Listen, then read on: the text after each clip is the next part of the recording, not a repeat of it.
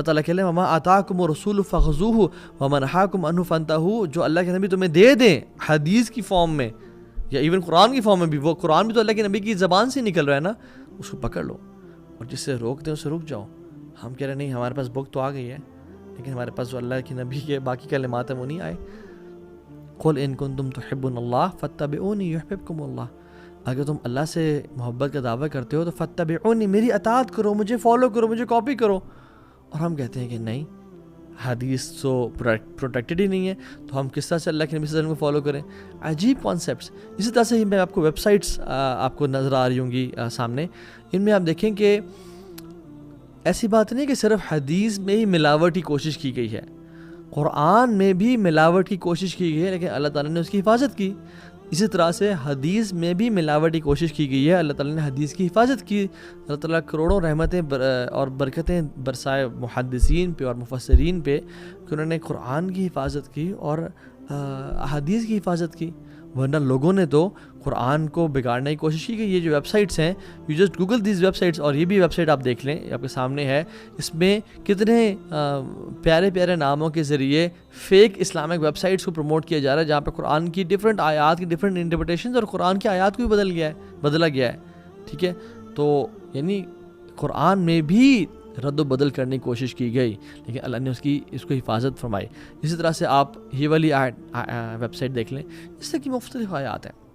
اللہ تعالیٰ قرآن میں کہتے ہیں میرے بھائیو اور بہنوں، ان علینا جمعہ وقرآنہ فاذا قرأناہ فاتبع قرآنہ ثم ان علینا بیانہ، کہ ہمارے اوپر ہے قرآن کو جمع کرنا اور اس کا پڑھانا.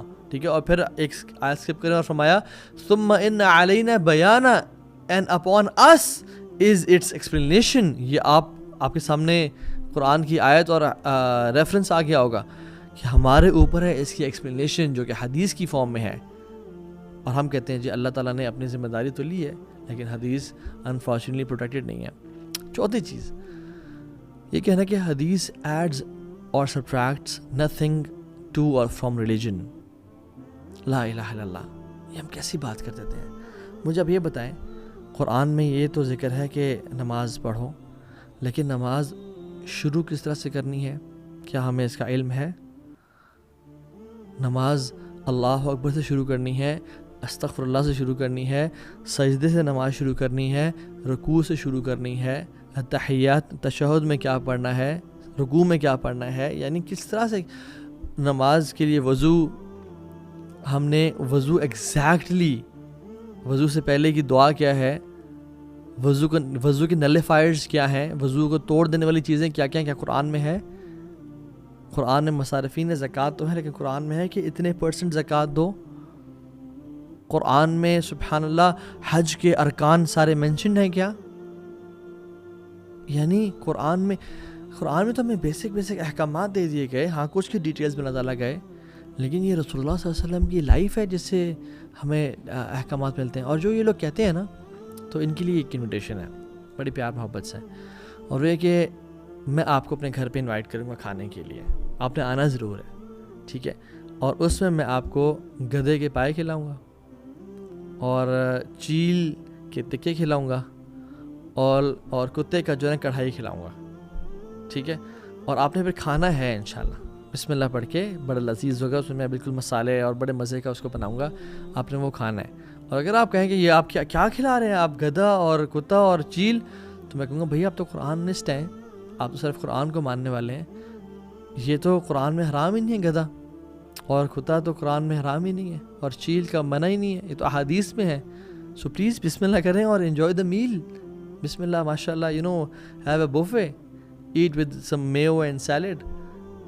یعنی سبحان اللہ، اگر میں یہ چیزیں بیان کرنا شروع ہو جاؤں کہ کیا کیا چیز قرآن میں موجود نہیں اور ہمیں احادیث سے پتہ چلتی ہے، نکاح کے مسائل، ہر چیز، میاں بیوی کے تعلقات، وہ سب چیزیں، نیٹی گریٹیز کی بات کر رہا ہوں میں، مہر کتنا ہونا چاہیے، وہ ساری چیزیں سبحان اللہ ہمیں احادیث سے ملتی ہیں. تو ہم کیسے کہہ سکتے ہیں کہ قرآن حدیث adds nothing to the religion اور subtracts nothing from the religion? Abdullah bin Khalid پوچھتے ہیں عبداللہ بن عمر رضی اللہ عنہما سے کہ ہم قرآن میں نماز کا تو دیکھتے ہیں کہ نماز کا مینشن ہے کہ جو مقیم ہے ریزیڈنٹ اس کی نماز کیا ہے اور صلاۃ الخوف کیا ہے، یعنی حکم ہے کم از کم.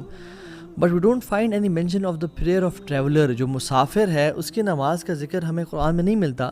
یعنی he was a but confused کہ کیا کرنا چاہیے. تو عبداللہ بن عمر نے کیا کہا، اللہ اکبر، کہ اللہ سینٹ محمد صلی اللہ علیہ وسلم to us and we did not know anything, rather we do what we saw محمد صلی اللہ علیہ وسلم doing. سبحان اللہ، what a reply، کہ اللہ تعالیٰ نے ایک رسول بھیجا ہمارے پاس اور ہمیں کچھ نہیں پتا تھا. وہ جو کرتا تھا ہم وہی کرتے تھے، وہ ہمارا دین تھا. یہ صحیح ابن ماجہ کی حدیث ہے نمبر 881 اور دس از صحیح حدیث. اور اسی طرح سے رسول اللہ صلی اللہ علیہ وسلم نے ہمیں وارننگ بھی دی اور کہا کہ تمہارے آخر دور میں تمہارے سامنے کچھ لوگ ایسے آئیں گے، بلکہ ایک شخص نے فرمایا کہ سون دے ول کم اے ٹائم اے مین، وہ اپنے ایک شخص ہوگا جو اپنے تکیے پہ ٹیک لگا کے بیٹھا ہوگا، اور جب اس پہ کوئی حدیث پڑھی جائے گی کہ اللہ کے نبی صلی اللہ علیہ وسلم کی حدیث ہے، تو وہ کیا کہے گا، the book is Allah is sufficient between us and you, Allah کی کتاب کافی ہمارے لیے، جو اس میں حلال کر دیا گیا وہ حلال ہے، جو اس میں حرام کر دیا گیا وہ حرام ہے. تو اللہ نے کیا کہا، verily what the messenger of Allah subhanahu wa ta'ala has forbidden is like what Allah has forbidden. کہ اس کو جواب دینا اور کہنا کہ جو اللہ کے نبی نے حرام کیا وہ ایسی ہے جیسے جو اللہ تعالیٰ نے حرام کیا. یعنی اللہ کے نبی کوئی چیز اگر حرام کریں تو وہ خود سے تو نہیں کر رہے، وہ اللہ کے حکم سے کر رہے ہیں. بلکہ رسول اللہ صلی اللہ علیہ وسلم نے جب اپنے اوپر شہد کو حرام کیا اور اپنی مرضی، تو اللہ تعالیٰ نے کہا کہ آپ کیوں ایسی چیزوں کو حرام کریں اپنے اوپر جو اللہ نے حلال کی ہیں، تو وہ حلال کے شہد کو ہمارے اوپر. تو اللہ کے نبی صلی اللہ علیہ وسلم بھی کوئی اگر ہمیں حکم دیتے ہیں نا تو اللہ کے حکم سے دیتے ہیں، اور وہ بھی اس کی ایگزیکٹ اتنی امپورٹنس ہے اور اس کا حکم اتنا ہی ویلڈ ہے جتنا قرآن میں حرمت کا حکم ویلڈ ہے. اور اگر ان لوگوں سے اگر آپ حدیث اگر نکالیں نا تو پھر یہ لوگ نا قرآن کی اپنی مرضی سے انٹرپریٹیشنز کریں گے اور قرآن کو پتہ نہیں کیا بنا دیں گے. ہر بندے کا اپنا نیا دین ہوگا، اس میں پتہ نہیں کوئی 6000 دین بن جائیں گے اور فرقے بن جائیں گے ہمارے ہاں. قرآن میں جیسے آتا ہے کہ وَالسَّارِقُ وَالسَّارِقَاتُ فَاقْطَعُوا أَيْدِيَهُمَا، جو چوری کرے مرد یا عورت ان کے ہاتھ کاٹ دو. ایک حدیث ریجیکٹر ہیں جو قرآن سے ہی سارے دین کو سمجھنا چاہتے ہیں صرف، وہ کہتے ہیں کہ اس کا مطلب یہ نہیں ہے کہ اس کے ہاتھ کاٹو، اس کا مطلب یہ ہے کہ کوئی ایسا ایک سوشلسٹ قسم کا نظام پیدا کر دو کہ جس میں اس کو چوری کرنے کی ضرورت ہی نہ پڑے، اور کہ یعنی وہ سیلف سفیشینٹ ہو جائے، اور ایک سوشلسٹ نظام قائم کر دو کہ اس کو چوری کرنے کی ضرورت ہی نہ پڑے. دس از دا میننگ آف ہاتھ کاٹ دو. یعنی کسی کا ہاتھ باندھ دو کہ یار اب تمہیں ساری ضرورت تمہاری پوری ہے نا، تو اب تمہیں چوری کرنے کی ضرورت ہی نہیں ہے. سبحان اللہ. اللہ تعالیٰ آگے اسی آیت کے اگلی آیت میں بھی نہیں، اگلے پارٹ میں کہتے ہیں جزاء بما کسب نکالا من اللہ، یہ پنشمنٹ اللہ تعالیٰ کی طرف سے کہ جو انہوں نے کیا. اور اللہ تعالیٰ عزیز بھی ہے، حکیم بھی ہے. تو یہ پنشمنٹ دینا چاہ رہے ہیں کہ ہم ان کے لیے سوشلسٹ نظام بنا دیں کہ جس میں ان کی نیڈز جو ہے نا وہ پوری کی جائیں. سبحان اللہ، عجیب کانسیپٹس. یہ سورہ نمبر 5 اور آیت نمبر 38 کا ریفرنس ہے. سو اگر ہم حدیث کے بغیر قرآن کو سمجھنا شروع کریں گے نا، یا دین کو، تو واللہ ہماری جو گراؤنڈنگز ہیں نا وہ بہت شیکی ہو جائیں گی، بہت شیکی ہو جائیں گی، اور ہم بالکل کہیں گے نہیں رہیں گے. ایک میری کنورسیشن ہو رہی تھی ایسے شخص سے جو کہ صرف قرآن کو فالو کرتے ہیں. تو جب میں نے پوچھا نماز شروع کس طرح کریں گے اور کتنے پرسنٹیج زکوٰۃ دیں گے اور حج کس طرح سے اس کے ارکان پورے کریں گے اور سارا، تو انہوں نے کہا کہ جس طرح سے یعنی ہماری فطرت، ہمارا دل چاہ رہا ہے. تو میں نے کہا اگر آپ اسی چیز پہ رہیں نا تو یاد رکھیں کہ you will become atheist one day, because آپ کا جو اینکر ہے بالکل مضبوط نہیں ہے. اور یو نو واٹ، اللہ معاف کرے، ہی از کلوز ٹو ایتھیزم. سبحان اللہ. کیونکہ جب ہمارا دین مکمل ہے، ہمیں ضرورت نہیں ہے ایسے انٹلیکچوئل جمناسٹکس کی.